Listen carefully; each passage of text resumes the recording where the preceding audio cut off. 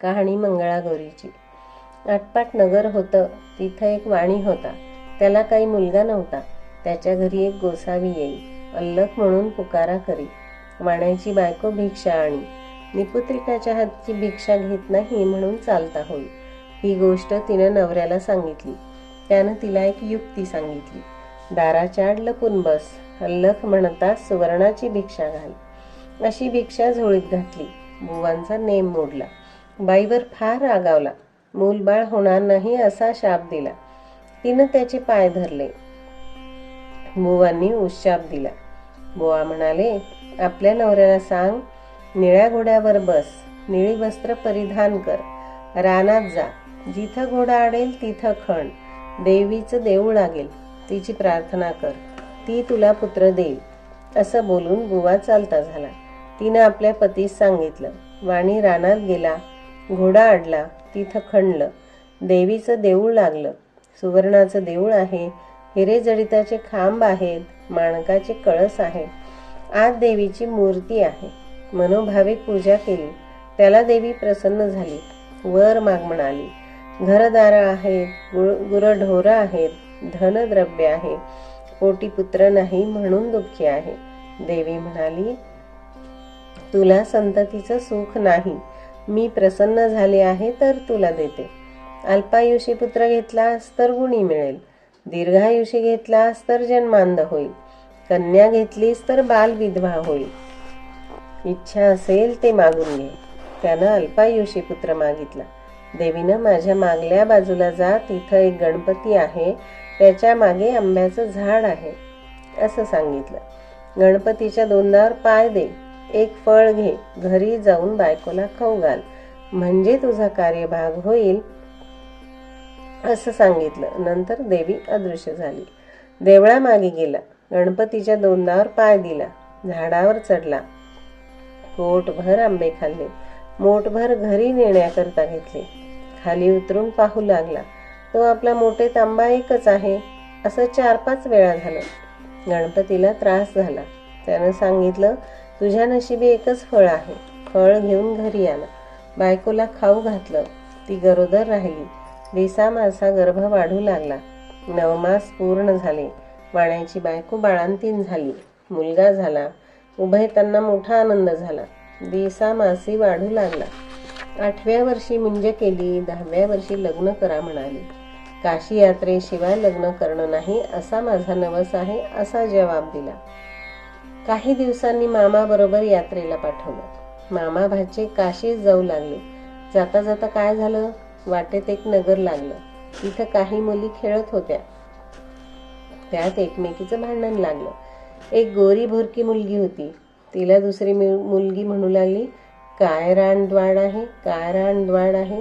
तेव्हा ती मुलगी म्हणाली, माझी आई मंगळागौरीचं व्रत करते, आमच्या कुळावंशामध्ये कोणी रान होणार नाही, मी तर तिची मुलगी आहे. हे भाषण मामांनी ऐकलं. त्यांच्या मनात आलं, हिच्याशी आपल्या भाच्याचं लगीन करावं, म्हणजे हा दीर्घायुषी होईल. परंतु हे घडतं कसं? त्या दिवशी तिथं त्यांनी मुक्काम केला. इकडे काय झालं, त्याच दिवशी त्या मुलीचं लग्न होतं. लग्नाच्या वेळेस नवरा मुलगा मांदा झाला. मुलीच्या आईबापाला पंचायत पडली. पुढं कोणीतरी प्रवासी मिळेल तर बरं होईल, त्याला पुढं करून वेळ साजरी करू म्हणून धर्मशाळा पाहू लागले. मामा भाचे दृष्टीस पडले. मामापासून भाच्याला नेलं. गोरज लग्न लावलं. उभयतांना गौरी हारापाशी निजवलं. दोघी झोपी गेली. मुलीला देवीने दृष्टांत दिला. अगं मुली, तुझ्या नवऱ्याला दंश करायला सर्प येईल, त्याला पिण्याकरिता दूध ठेव. एक कोरा करा जवळ ठेव. दूध पिऊन सर्प कऱ्यात शिरेल, अंगच्या चोळीनं तोंड बांधून टाक. सकाळी उठून आईला ते वाण दे. तिनं सर्व तयारी केली. दृष्टांताप्रमाणे घडून आलं. काही वेळानं तिचा नवरा उठला.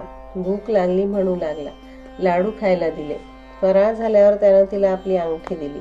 पहाटे उठून ताट घेऊन बिराडी गेला. मामा भाचे मार्गस्थ झाले. दुसऱ्या दिवशी काय झालं, हिनं सकाळी उठून स्नान केलं. आपल्या आईला वाण दिलं. आई उघडून पाहू लागली. तो आत हार निघाला. आईनं कन्येच्या गळ्यात हार घातला. पुढे पहिला वर मांडवात आला. मुलीला खेळायला आणली. ती म्हणाली, हा माझा नवरा नाही, मी याबरोबर खेळत नाही. रात्री लाडवांची आणि अंगठीची खून काही पटेना. आई बापांना पंचायत पडली, हिचा नवरा कसा सापडेल. नंतर त्यांनी अन्नछत्र चालू केलं. जो ब्राह्मण येईल त्याचे पाय अंगठी घालून मुलीनं धुवावे, आईनं पाणी घालावं, भावांनी गंध लावावं आणि बापानं विडा द्यावा, असा क्रम चालू केला. शेकडो लोक येऊन जेवू लागले. इकडे मामा भाचे काशीस गेले, पुष्कळ दान धर्म केले, तीर्थयात्रा केल्या, ब्राह्मणांचे आशीर्वाद घेतले. एके दिवशी भाच्यास मूर्छा आली. यमदूत प्राण न्यायला आले. मंगळागौर आडवी आली. त्या दोघांचं युद्ध झालं. यमदूत पळून गेले. गौर तेथे अदृश्य झाली.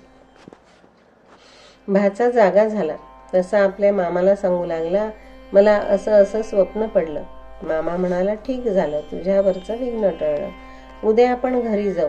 परत येऊ लागले. लग्नाच्या गावी आले. तळ्यावर स्वयंपाक करू लागले. दासीने येऊन सांगितलं, इथं अन्नछत्र आहे, तिथं जेवायला जा. ते म्हणाले, आम्ही परान्न घेत नाही.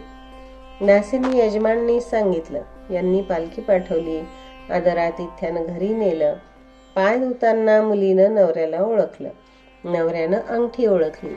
आई बापांनी विचारलं, तुझ्याजवळ खूण काय आहे. त्यानं लाडवाचं ताट दाखवलं. सर्वांना आनंद झाला. भोजन समारंभ झाला. मामा भाचे सून घेऊन घरी आले. सासूनं सुनेचे पाय धरले. तुझ्यामुळं माझा मुलगा वाचला असं म्हणाली. तिनं सांगितलं, मला मंगळागौरीचं व्रत असतं. ही सगळी तिची कृपा. सासर माहेरची, घरची दारची माणसं सर्व एकत्र आली आणि त्या व्रताचं उद्यापन केलं.